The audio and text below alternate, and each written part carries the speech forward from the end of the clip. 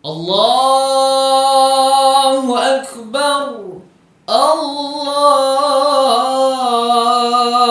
Akbar, La ilaha illallah, Wallahu Akbar, Allahu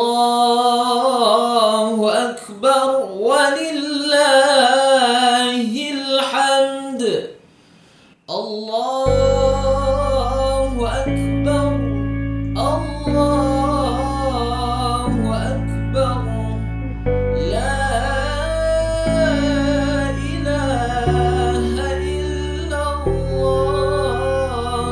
Wallahu Akbar, Allahu Akbar, walillahil hamd.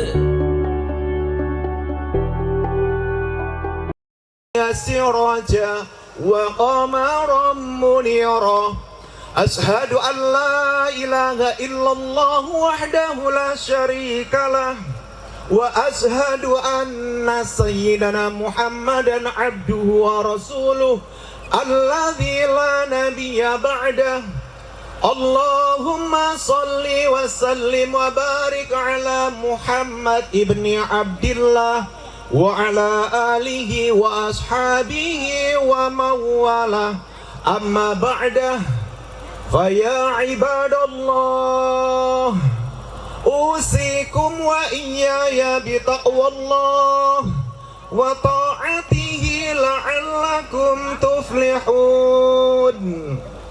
وقد قال الله تعالى في القرآن الكريم أعوذ بالله من الشيطان الرجيم بسم الله الرحمن الرحيم يا أيها الذين آمنوا اتقوا الله حق تقاته ولا تموتن إلا وأنتم مسلمون. وقال الله تعالى في آيات الأخرى فلما بلغ معه سعيه قال يا بني إني أرى في المنام أني أذبحك فانظر ماذا ترى قال يا أبت افعل تؤمر قال يا أبت افعل ماذا تؤمر ستجدني إن شاء الله من الصابرين. وقال رسول الله صلى الله عليه وسلم من كان له ساعة ولم يضح فلا يقربن مصلنا صدق الله العظيم وصدق النبينا الكريم ونحن على ذلك من الشاهدين والشاكرين. Hadirin hadirat jamaah salat Idul Adha 1444 Hijriah yang dirahmati oleh Allah. Alhamdulillah kita bersyukur kehadirat Allah Subhanahu wa ta'ala. Di pagi hari yang cerah ini Allah memberikan nikmat iman, Islam, ihsan disertai dengan hidayahnya, sehingga kita bisa mengucapkan rasa syukur kita dengan bertakbir, bertahmid, bertahlil untuk mengagungkan nama Allah. Sedari tadi malam terus berkumandang, bersahut-sahutan suara keagungan nama-nama Allah Subhanahu wa ta'ala menghiasi seluruh angkasa raya pagi hari ini. Maka kita bersyukur kepada Allah Subhanahu wa ta'ala yang telah memberikan kepada kita kenikmatan zahir dan batin. Mudah-mudahan kita adalah orang-orang yang bertakwa, yang diterima oleh Allah kurbannya.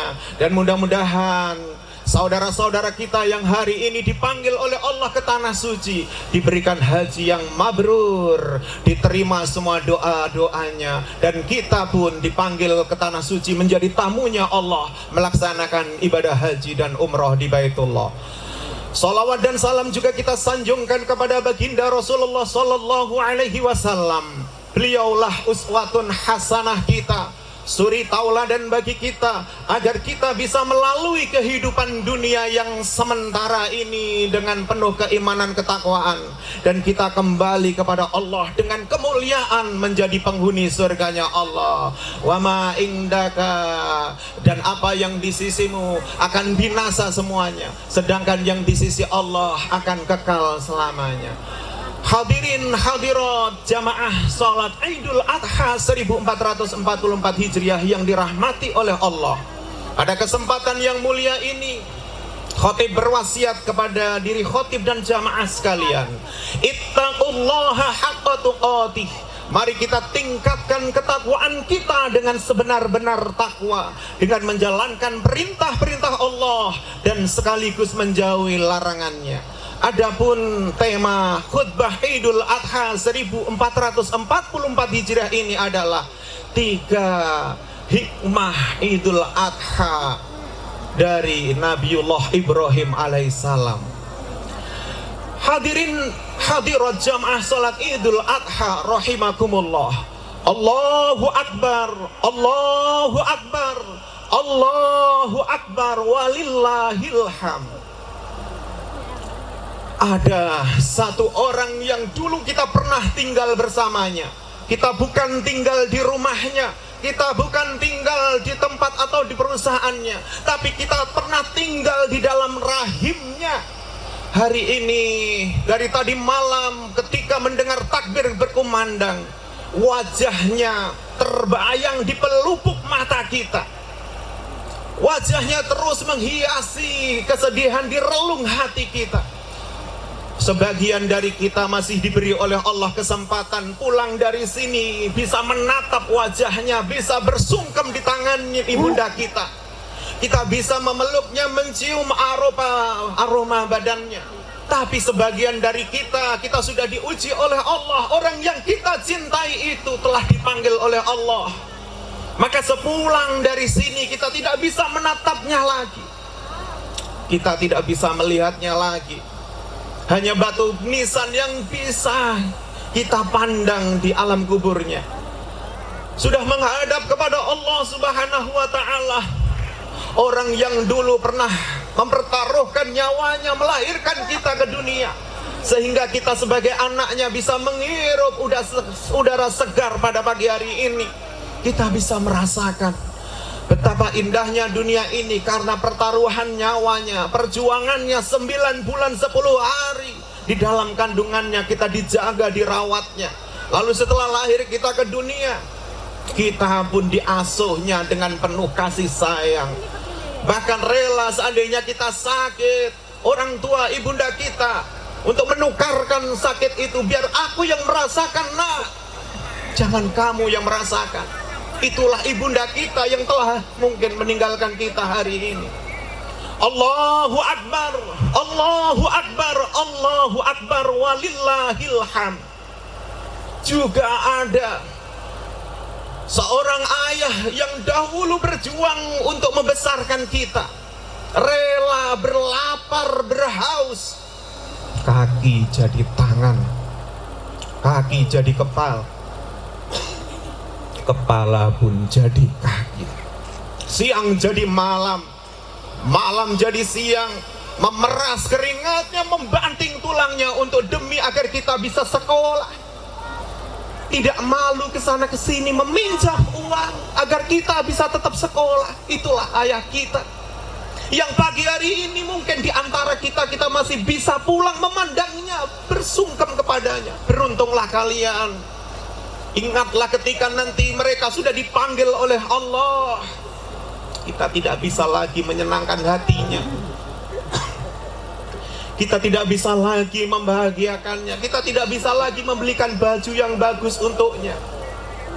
Dahulu mereka telah berjuang untuk membesarkan kita.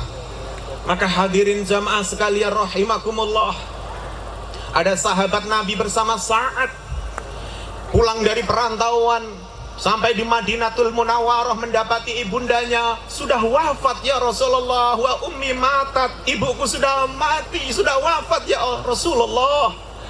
Bolehkah aku bersedekah untuknya ya Rasulullah? Rasulullah menjawab, "Na'am fatasaddaq, silahkan kamu bersedekah." Hadirin jamaah sekalian rahimakumullah, maka tidak ada yang bisa kita lakukan bagi hari ini selain kita mendoakannya. Mudah-mudahan ibunda kita, ayah kita yang telah meninggalkan kita menghadap Allah menjadi orang yang diberikan tempat terindah di sisinya, diterima semua amal ibadahnya, diampuni salah dan khilafnya, dan nanti bersama kita dimasukkan ke dalam surganya Allah Subhanahu wa ta'ala. Allahu Akbar, Allahu Akbar, Allahu Akbar, walillahil hamd. Ada 3 pelajaran dari Nabiullah Ibrahim alaihissalam di momen indah Idul Adha ini. Nabiullah Ibrahim alaihissalam terlahir oleh seorang ibunda yang ditinggalkan di dalam gua bertahun-tahun di sana. Setelah kemudian remaja, dewasa, ketemulah Nabiullah Ibrahim alaihissalam dengan sang ayah Azar. Nah, di sanalah hadirin jamaah sekalian rahimakumullah, meskipun sang ayah jauh dari harapannya, bukan orang yang taat kepada Allah, justru pembuat berhala, justru penyembah berhala, orang yang menyekutukan Allah. Apakah Nabiullah Ibrahim alaihissalam kemudian membencinya? Tidak, hadirin jamaah sekalian. Beliau tetap mencintai ayahnya, bahkan selalu mendoakannya. Sampai kemudian sang ayah marah. "Ya Ibrahim," Allah memberikan penjelasan di dalam Al-Qur'annya, "La illam tantahi la arjumannak wahjurni maliya." Wahai Nabi Ibrahim, sungguh jika kamu tidak berhenti mendakwaiku, aku akan merajammu, aku akan melempari batu kepadamu, kata Azar sang ayah kepada Ibrahim. Dan kemudian, "Wahjurni maliya, Ibrahim, tinggalkan aku ya Ibrahim." Nabi Ibrahim diminta untuk meninggalkan dalam waktu yang lama, diabadikan dalam surah Maryam ayat 46. Hadirin jamaah sekalian rahimakumullah, apakah Nabi Ibrahim kemudian membencinya? Tidak. Nabi Ibrahim justru qala salamun alaika sa'astaghfiru laka rabbaka. Saya keselamatan atasmu wahai bapakku, aku akan memohonkan ampun untukmu kepada Tuhanku. Inilah jawaban Nabi Ibrahim alaihissalam kepada sang ayahanda. Luar biasa, sebuah pengabdian yang diberikan contoh langsung oleh Nabiullah Ibrahim kepada kita semua pagi hari ini.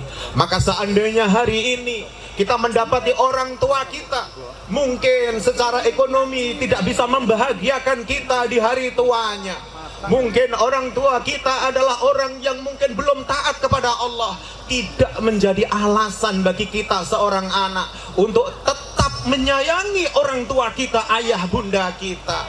Karena dalam berbakti kepada orang tua terdapat satu hadis Rasulullah, al-walid awsatul abwabul jannah. Berbakti ke orang tua itu adalah sebuah pintu tengah dari pintu surga. Wa in syi'ta fa'awid andalikal bab au ifathu. Kalau kamu mau, silahkan kamu abaikan jalan itu, kata Rasulullah sallallahu alaihi wasallam. Tapi kalau kamu pengen lewat pintu tengahnya surga, berbaktilah kepada orang tuamu. Inilah pesan pertama dari Nabiullah Ibrahim alaihissalam. Berbakti ke orang tua adalah tidak mengenal apakah orang tua kita dulu mungkin pernah membuang kita sebagaimana Nabi Ibrahim yang diletakkan di dalam gua selama bertahun-tahun.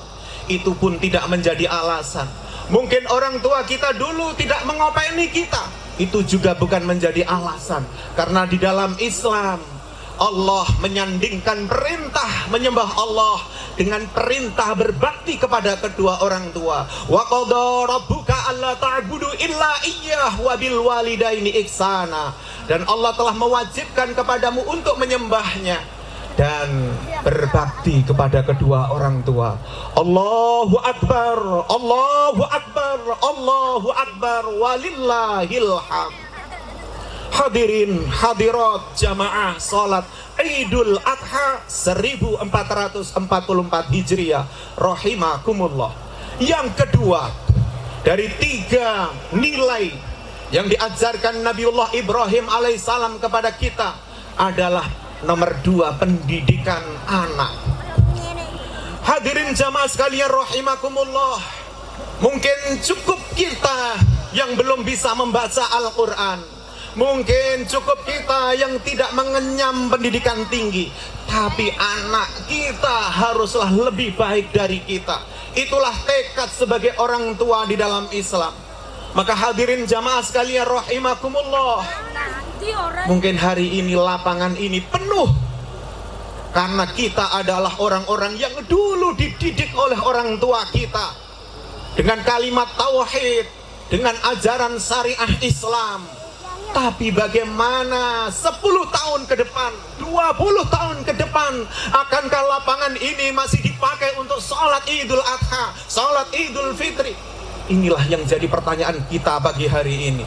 Jangan-jangan anak-anak kita sudah terlena dengan kehidupannya hari ini. Mereka lebih suka dengan gadget, lebih suka dengan handphone, game online, dan semua yang berbau jauh dari Islam. Ini yang menjadi ketakutan kita hadirin. Jangan-jangan anak-anak kita sudah lupa dengan Tuhannya.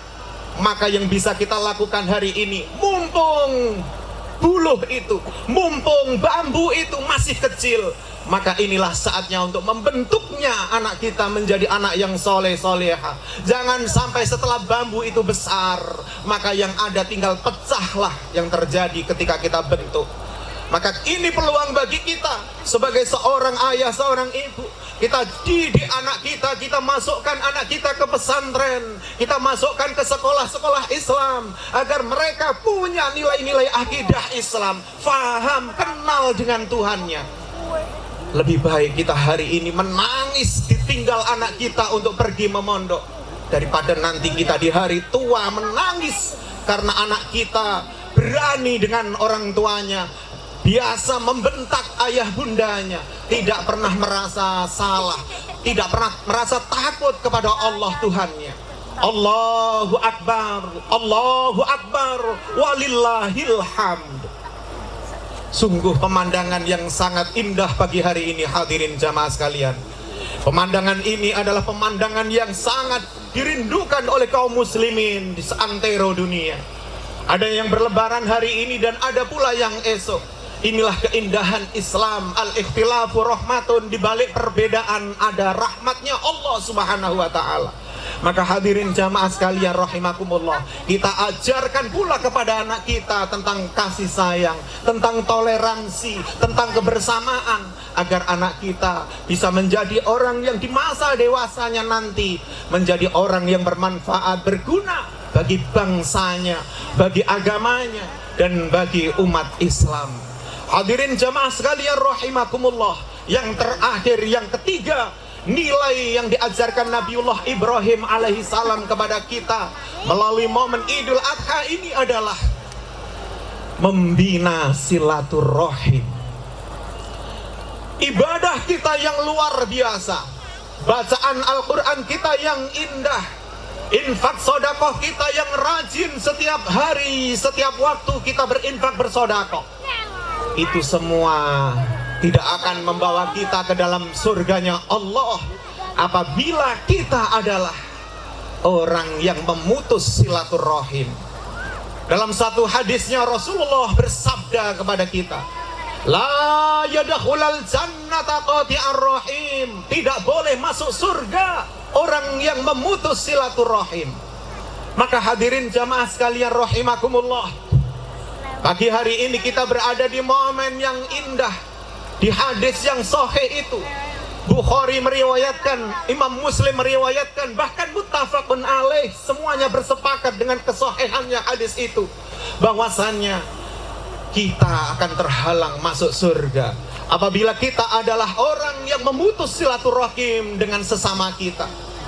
Silaturahim adalah jalan yang diberikan oleh Allah Subhanahu wa ta'ala. Siapa yang ingin diluaskan rizkinya, yang ingin dilapangkan, dipanjangkan usianya, maka hendaklah menyambung silaturahim.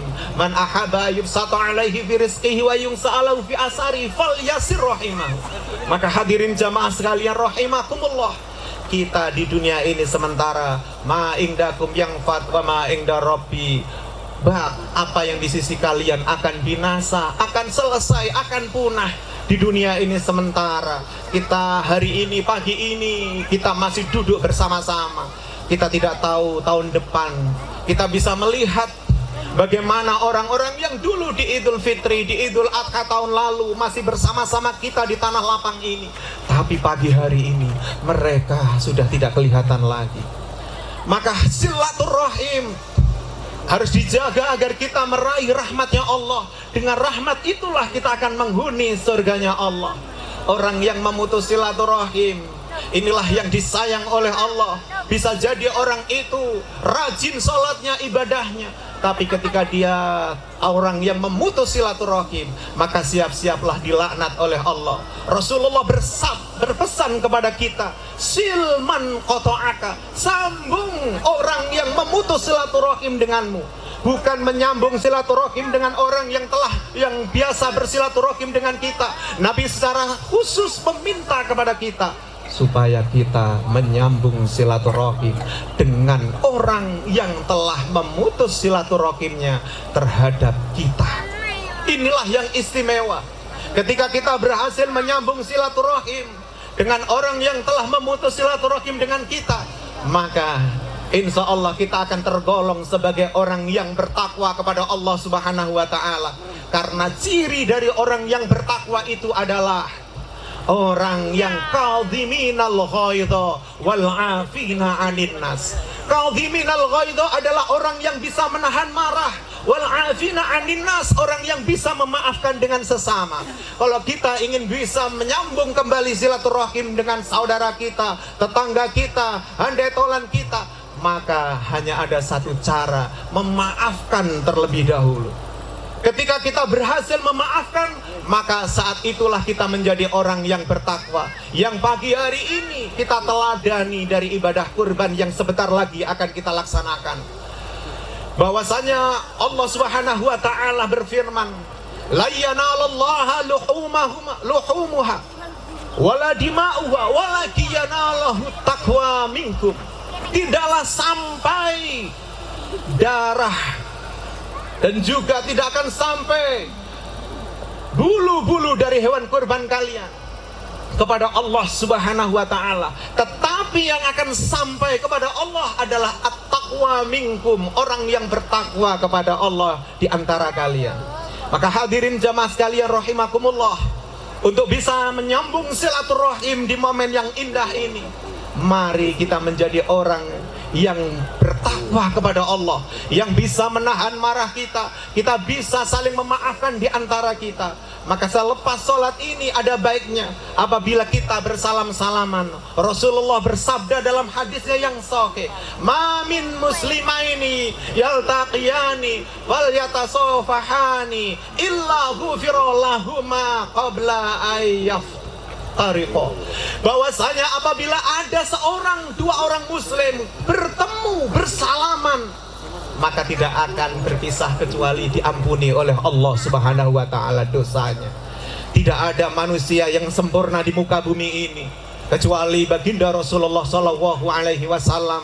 Maka di momen yang indah ini, Idul Adha 1444 Hijriah ini, mari kita saling memaafkan, membuka hati kita kepada orang tua kita, kepada saudara kita, kepada keluarga kita, kepada tetangga kita. Bisa jadi setelah dari sini kita dijemput oleh Israel. Kita tidak pernah tahu kapan ajal itu datang. Idza jaa ajaluhum la yastakhiruna sa'atan wa la yastaqdimun. Ketika datang ajal seseorang, tidak bisa dimundurkan dan tidak bisa dimajukan sedikit pun. Maka hadirin jamaah sekalian rahimakumullah, Nabiullah Ibrahim alaihissalam mengajarkan kepada kita menyambung silaturahim kepada orang yang telah memutus silaturahim kita kepada kita adalah amalan yang mulia, yang akan meninggikan derajat kita sehingga kita menjadi orang-orang yang bertakwa kepada Allah Subhanahu wa ta'ala. Allahu Akbar, Allahu Akbar, Allahu Akbar, walillahil hamd. Hadirin hadirat jamaah salat Idul Adha rahimakumullah. Di penghujung khutbah Idul Adha kali ini, kita selalu terngiang bahwasannya Rasulullah Shallallahu Alaihi Wasallam adalah seorang nabi yang senantiasa menganjurkan umatnya untuk menjadi orang yang cinta thalabul ilmi. Mengapa demikian? Karena Allah Subhanahu wa taala memiliki rencana untuk mengembalikan kita ke surganya nanti. Namun hadirin jamaah sekalian rahimakumullah, banyak yang wafat namun masih membawa dosa dan khilaf, sehingga akhirnya mereka harus mampir ke neraka. Kita tidak menginginkan seperti itu. Maka thalabul ilmi, man salaka tariqan yaltamisu fi ilman sahalallahu lahu tariqan ilal jannah.